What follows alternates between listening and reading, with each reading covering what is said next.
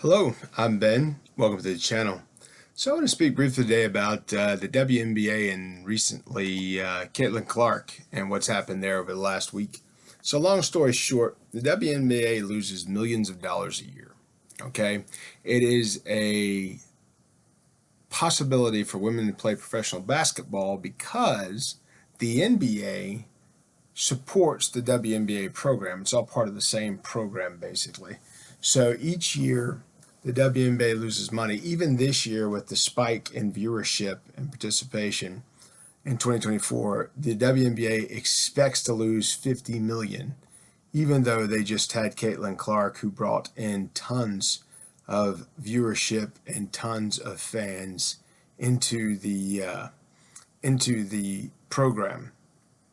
So when you look at the numbers, when Caitlin Clark debuted for the Indiana Fever, they averaged 2.12 million viewers on ESPN2, making it the most watched WNBA game in 23 years.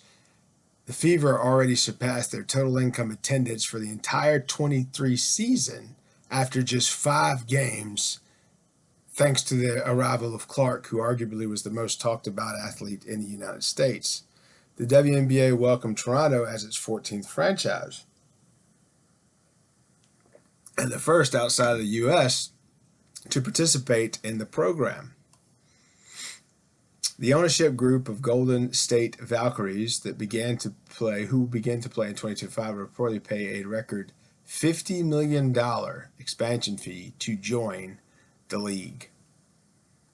The NBA owns roughly 60% of its female counterpart and has pumped hundreds of millions of dollars into the league, remains in negotiation for the rights and deals for both competitions, which reports say are to deliver $7 billion total per year. That would represent a significant uplift in the annual $2.7 billion that the NBA gets under its current arrangement.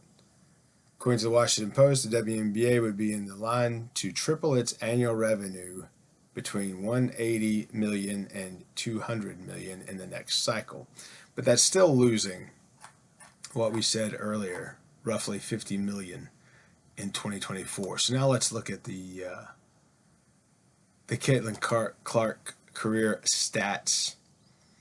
You know, when you go through this this athlete's information, her shots from the field and her seasonal totals were pretty incredible. And here's the point. Here's the reason I'm talking about this today. This is not something that I typically talk about, but it's this. Caitlin Clark's a white woman. The WNBA has targeted her out, and people have assaulted her 9 or 10 times throughout the season without getting fines, suspensions, etc.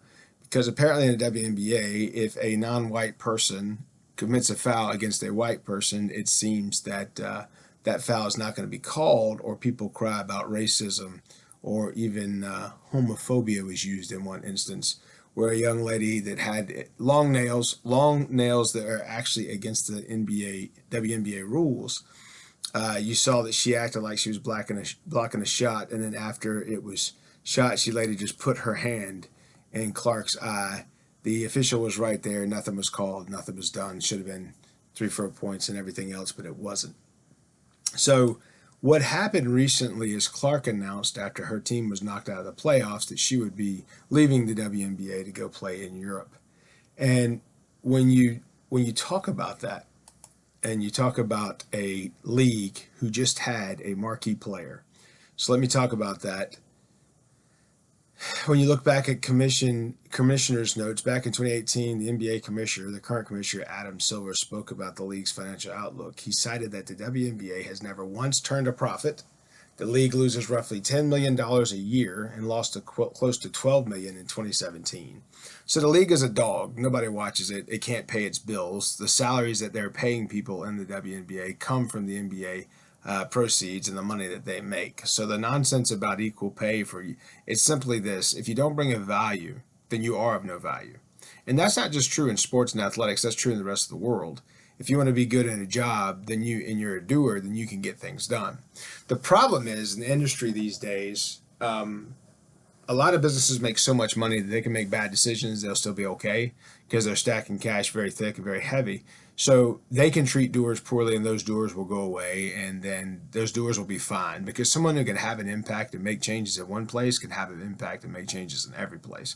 People that can't do anything like that will be stuck, and if they play the game, typically they can keep their job and keep the roles. And unfortunately, doers, there's too many eyes on you. And Caitlin Clark is a doer. So if you're a doer and you're not popular because of whatever the nonsense is, in the WNBA, it's very simple. They had a racial issue with her because she was white. Okay. The nonsense about all the racism this entire season has been ridiculous. And I don't pay attention to this much, but this has seeped over into the things I actually pay attention to. So you think as a program, the WNBA just had a marquee player. They had a Michael Jordan, right? They had a Larry Bird. They had a Magic Johnson. They had somebody that could stand out and crush it, and then was crushing it per game. And what did they do? Did they capitalize off this golden goose? Did they capitalize off this ticket? No, what they did was they treated her pathetically. And that's why a pathetic league that loses money every year, that's held up by another business, the NBA, doesn't understand how to make proper business decisions. Didn't understand what they had, and now she's going to play in Europe. So I think it's a ridiculous story. It shows bad business. It shows that everybody's in leadership in the WNBA needs to be fired, needs to be gone. It shows that the talk around sports narration is ridiculous. It's not about athletes and sport and love of the game. It's not about competitiveness or how to win games or how to lift the league to a higher level. This is just mud and bog and mire, because it's not a profitable program. If the NBA would cut out the financing and allow the WNBA either to sink or swim, they would have sunk 20 years ago. And so the reason I'm doing this video today is to say to those young ladies that are athletes and are looking at playing basketball beyond college, I would say just cut this step out and go straight to the European leagues and get paid as a professional in the European leagues and make money that way, or be a coach or an Olympic athlete and try to make your money and get your endorsements that way. Because the WNBA seems like a dog and seems like it's nowhere for anybody to go. Well, if you liked videos such as this, please like and please subscribe. I do videos from time to time on things like this because it is business related, it is wisdom related, in the fact that if you don't improve and if you're not held responsible for your poor performance like the WNBA is, nonsense like this happens because they can't identify a golden goose. They can't identify an opportunity when it rises, because they lose money every year and someone else is bailing them out. So as long as someone else pays for your mistakes, the mistakes will continue to be made, and that's not something that anybody should invest in or bet their future on. I'm Ben. If you like subject matter like this, please like, please subscribe. Be good.